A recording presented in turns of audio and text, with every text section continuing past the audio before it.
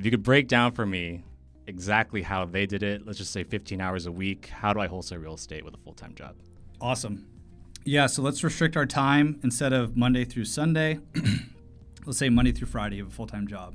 All right, so this is the schedule that I've used. This is what I recommend to every single one of my students that has a full-time job. This is what I recommend for anyone watching that has a full-time job. So let's say the normal 9 to 5 job, right? You work from 9 a.m. to 12 p.m. and probably have an hour lunch break or so from 12 to 1. Then you work from 1 to 5 p.m. So give or take, right? Your schedule might be a little flexible with that, but that's the general schedule. What you want to do is an hour before work, so in this case, let's say 8 to 9, we're going to work during that period wholesaling real estate. And I'll break down what we do during that time. But 8 to 9, 1 hour. On our lunch break, 12 to 1, 1 hour. And at the end of work, 5 to 6, 1 hour. And we need to be disciplined, and we need to do that Monday, Tuesday, Wednesday, Thursday, Friday. We do an hour in the beginning of the day, an hour in the middle of the day, an hour at the end of the day. That's the schedule to have 15 hours in a week.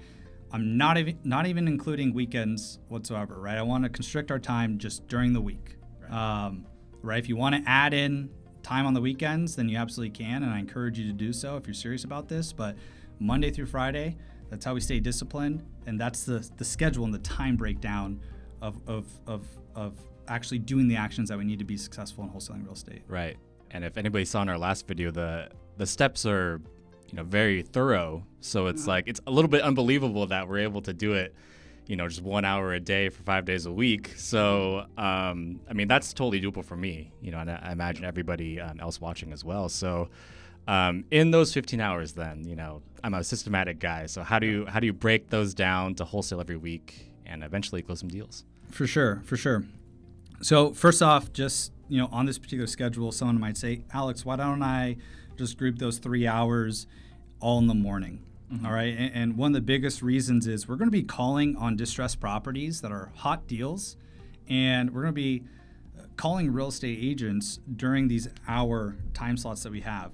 If you group all 3 of your hours just in the morning and you have to work the whole rest of the day and you maybe don't follow up with that agent or return their phone call till the next day, a lot of these deals can go quickly.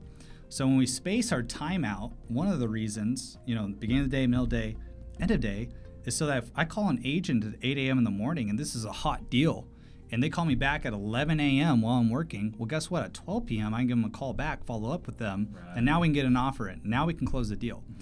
So just, you can, mess around with the schedule. This is what I've just seen provide the most success. This is not something I've just pulled out of a hat. This is something that I've used and our students use. But I'll break it down to 5 simple steps or 5 simple activities we want to be doing during these hours that we have, okay? Now, what we need to do to be successful at wholesaling real estate first, and this isn't a thing you need to do every day. This is just the first thing that we want to do. They can do maybe the first few days, first week that you want to get started wholesaling real estate. We need to find cash buyers, okay? Because everyone's going to ask, how do I know what's a good deal or bad deal when it comes to wholesaling real estate? Well, the people that are going to buy your deals are the cash buyers, the fix and flippers. So to understand what's a good deal or bad deal, you ask them what's a good deal or bad deal for them. And then you find exactly what they want. So we need to actually reach out to them. And a really simple way to find cash buyers that, we've coined the Google Ninja trick is, if I'm looking for properties in Austin, Texas, or if I'm looking for cash buyers in Austin, Texas, I want to sell houses to, I'm going to go to Google. I'm going to type in sell my house fast, Austin, Texas. These companies are going to be ranking for these particular keywords because they invest into marketing. They invest in these websites. They want to find motivated sellers. They want motivated sellers to go to their website. So I'm pretending to be a motivated seller. And I'm going to where they're at. And I'm going to now find their phone number, find their email, and contact them. It's on their website. They want to be contacted, okay?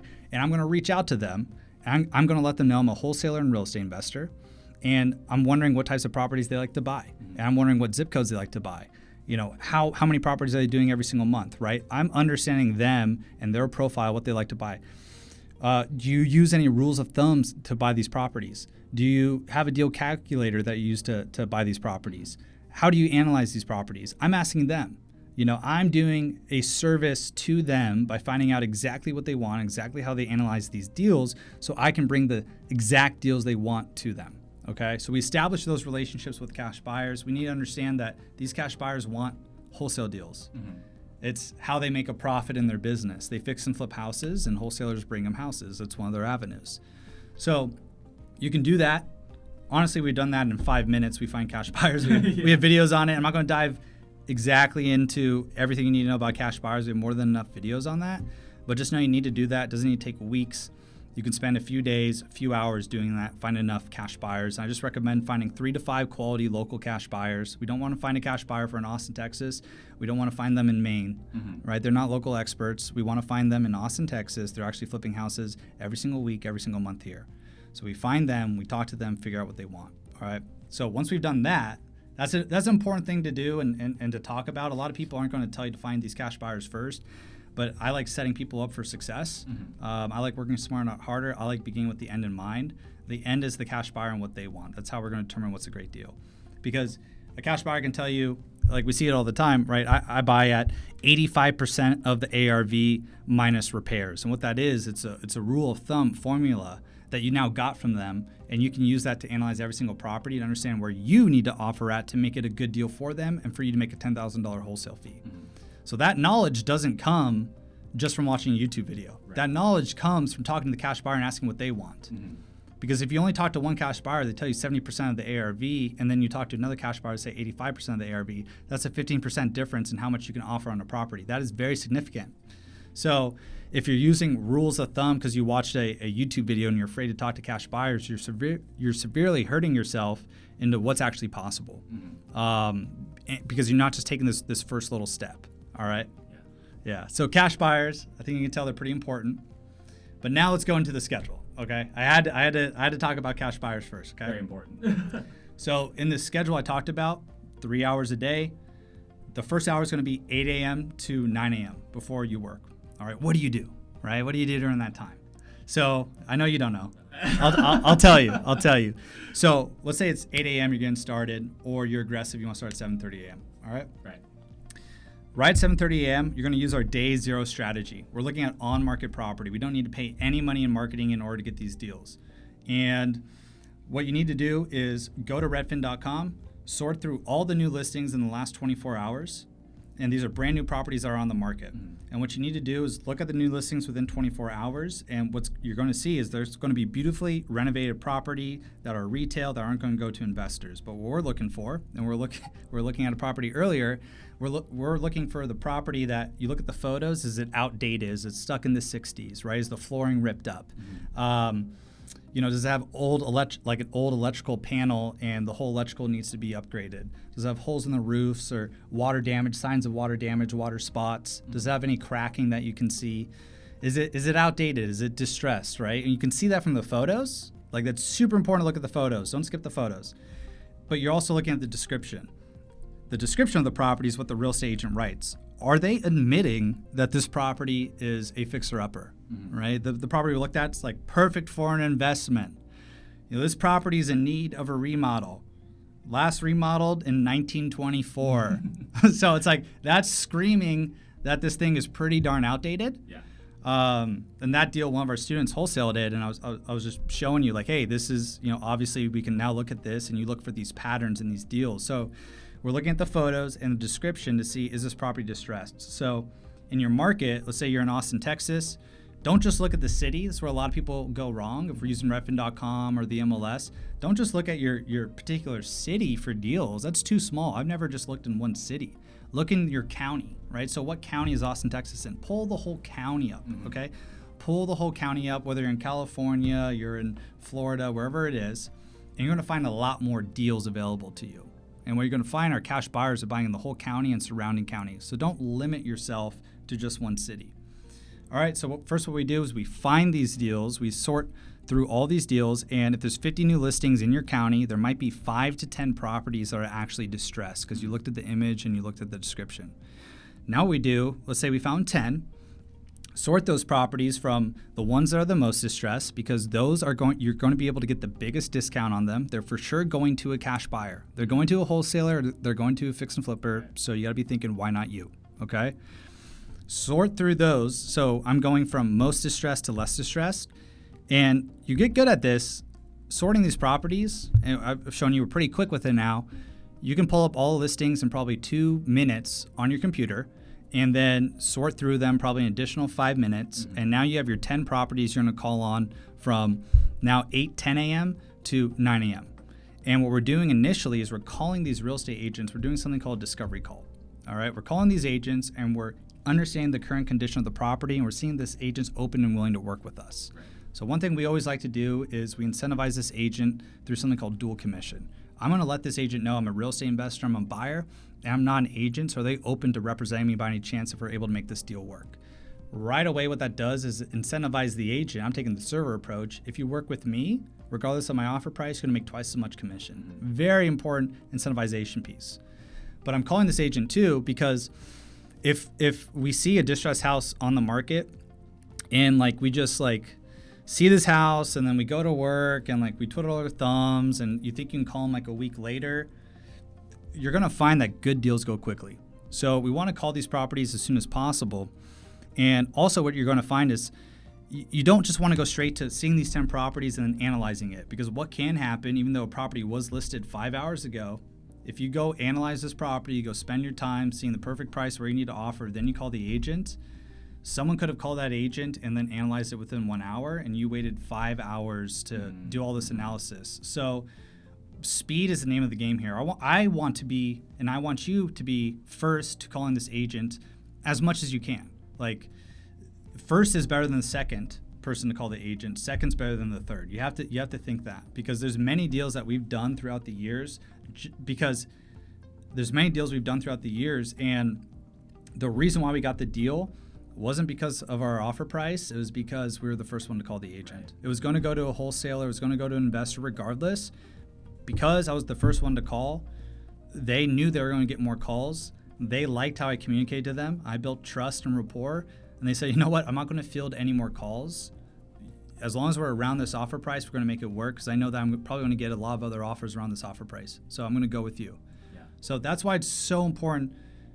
And I want to break this down from 8 a.m. to 9 a.m. We're going straight into the minutes now. So at 8:10, you're calling these agents directly, so you're not wasting a minute of time. Yeah, no, that makes a lot of sense, and it's kind of like two benefits. You're first, you're building the relationship, and then I'm not spending hours analyzing a property that's going to go to somebody else anyway, right? So that's the perfect kind of avenue to fit into the limited time frame that me and a bunch of our viewers definitely have. So, okay, discovery calls. What happens next? Yeah, so we're calling these agents 8:10 to 9 a.m. So you might call the first agent, and you know what? They don't pick up. So what do? I call them back again. I leave a voicemail, they don't pick up. I then call their brokerage office, so they don't pick up. I'm leaving a voicemail with their brokerage office so that when they walked in the brokerage office later on that day, they say, hey, Alex gave you a call. So now I'm everywhere. I send them a quick text message and an email. That all takes 2-3 minutes. Now what I do, they didn't call me back yet, I go to the next property, and I call on that one, and call on that one. What's going to happen? An agent's going to pick up. You're going to have a conversation with them. So I don't expect all of these 10 agents to pick up. I'm happy if 2 or 3 pick up the first round. Now, those conversations, discovery call you can have with them can be 5 minutes to 25 minutes. You have 2 or 3 of those conversations, 8 to 9 a.m., those are quality conversations, and they could say, yeah, this is a great lead. Yeah, this is a great deal. I want to work with you.